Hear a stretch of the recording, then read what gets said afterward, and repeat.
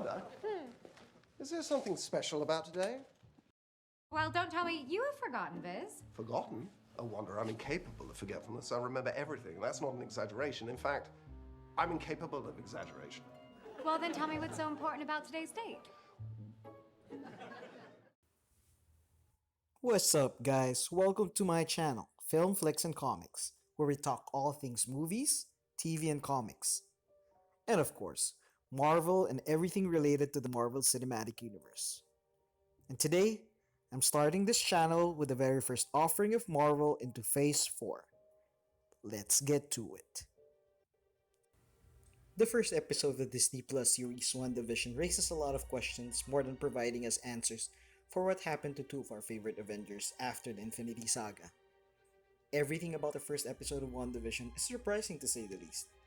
From the opening credits and theme song, to the black and white presentation, even to the 4:3 aspect ratio. Truly presents a tribute to a picture-perfect, squarely middle-class, conservative family comedy show that began on TV around the mid-1950s. Considering the disastrous year that we just went through, the show shocks us with the idea that everything is well, but we know deep inside that this is just a facade, and that all is not well under the surface. Of course, to longtime MCU fans, this is not a surprise. It's the last time we've seen these two interact was during Infinity War, when Wanda attempts to destroy Vision to prevent Thanos from getting the Mind Stone. Although she was successful at the end, Thanos simply turned back time with the Time Stone and killed Vision in front of the love of his life. And although we saw Wanda in Endgame after she was snapped back, we all know how unstable and destructive she was at the end, knowing Vision remained dead. Or is he? We begin as expected with the world-famous Marvel Studios intro animation showing the montage of images of the various MCU characters. But as the familiar theme reaches its conclusion, the logo's font changes. The picture shifts into monochrome, and the music starts to fade to the distance. Suddenly, we're watching a screen turn on in what appears to be a TV show from the 1950s. We find ourselves in the home of Wanda and Vision, shot in a classic sitcom setup. There they engage in intentionally stiff dialogue, such as when Wanda accidentally levitates a dish into Vision's cybernetic skull, prompting him to lovingly remark, "My wife and her flying saucers." Wanda then replies, "My husband and his indestructible head." Vision asks if there's something special about today, highlighting a small heart drawn about today's date, Wednesday, August the 23rd. Neither of them can remember what it means despite Vision's flawless memory. Flawless indeed.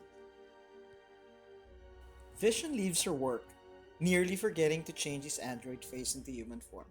He blows Wanda a kiss to say goodbye.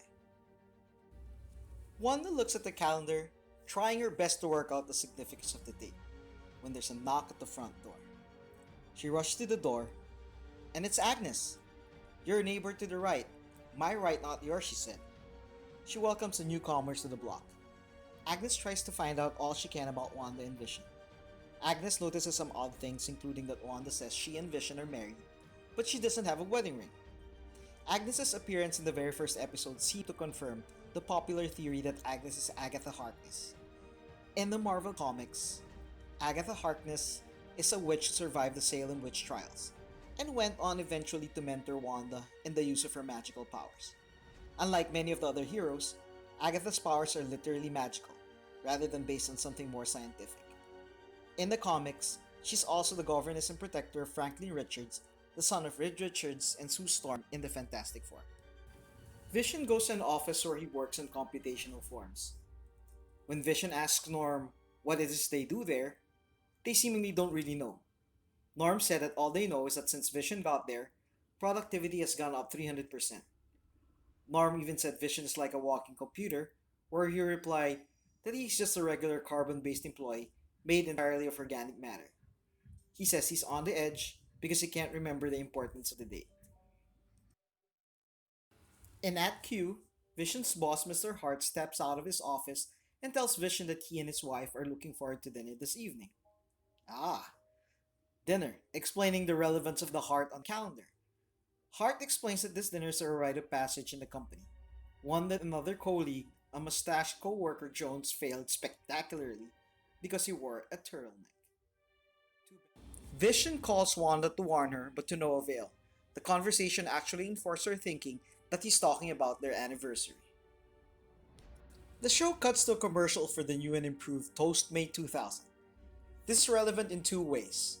Toaster is a common insult tossed at robots in sci-fi and superhero stories, and we learn at the end of the ad that the toaster is manufactured by Stark Industries, which is of course the company founded in the early 20th century by Tony Stark's dad Howard.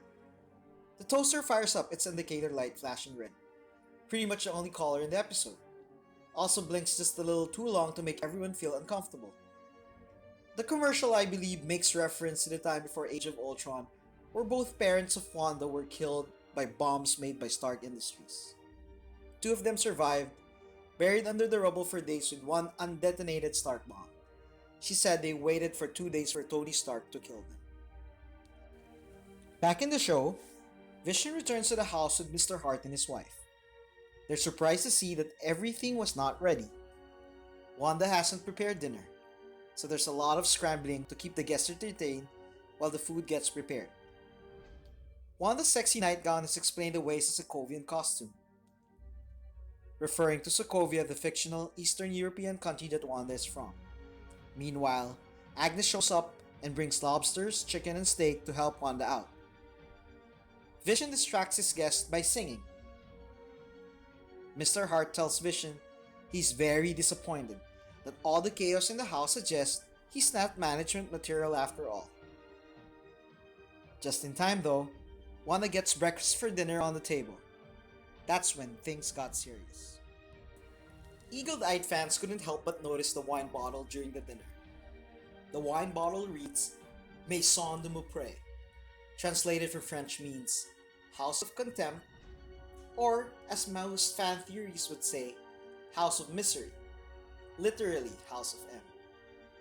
The story of House of M showed us an era in which Scarlet Witch reality manipulating wonders had seemed to leave her mentally unstable, and that her mind had fragmented. She had gradually immersed herself in a false reality, rewriting the real world to ensure the deepest longings of her heart were fulfilled. And she lashed out at the Avengers when she felt threatened by them. In the end, she decimates the mutant populations. Fans believe that this will be the opposite, for this will finally be the event where they can introduce mutants in the MCU. Mr. and Mrs. Hart kept asking questions about Vision and Wanda's past, most especially about their relationship, of which none they can answer. Mr. Hart gets particularly irate that they can't answer, and starts choking on his food. Mrs. Hart repeatedly tells him to stop. Although she's laughing inappropriately, almost like she's stuck in a loop, Mr. Hart collapses to the floor. As Wanda seemingly comes out of her trance state, Vision helps Mr. Hart by facing his hand into his throat, removing the blockage. Mr. Hart gets up as though nothing had happened and cheerfully says it's time for him and his wife to go. The constant questioning and Wanda's stoic reaction to the questions felt like an interrogation of sorts. That although she was being asked a simple and innocent question by her guest in that dreamlike state, it seemed like that in reality, she was being probed by doctors and psychiatrists in real life. After the intense questioning, we're suddenly back to the seemingly perfect family life of Wanda and Vision. They sit on the couch where they sigh in relief, and Vision lets his face go to its natural robotic state. Realizing that they needed a wedding song and wedding rings, Vision says yakety yak will suffice, while Wanda materializes a pair of rings. And they lived happily ever after, says Vision, as they kiss on the sofa. Vision flicks a switch on the remote control, and their show cuts to credits. One interesting to note in this moment is Vision's act of starting the credits himself. Episode 1 seemed to indicate that Scarlet Witch was in control of this reality. Whether she knew it or not, Wanda demonstrated everything that he has to do and tells Vision to do it. This could demonstrate that Vision has some free will or control over his own actions as well.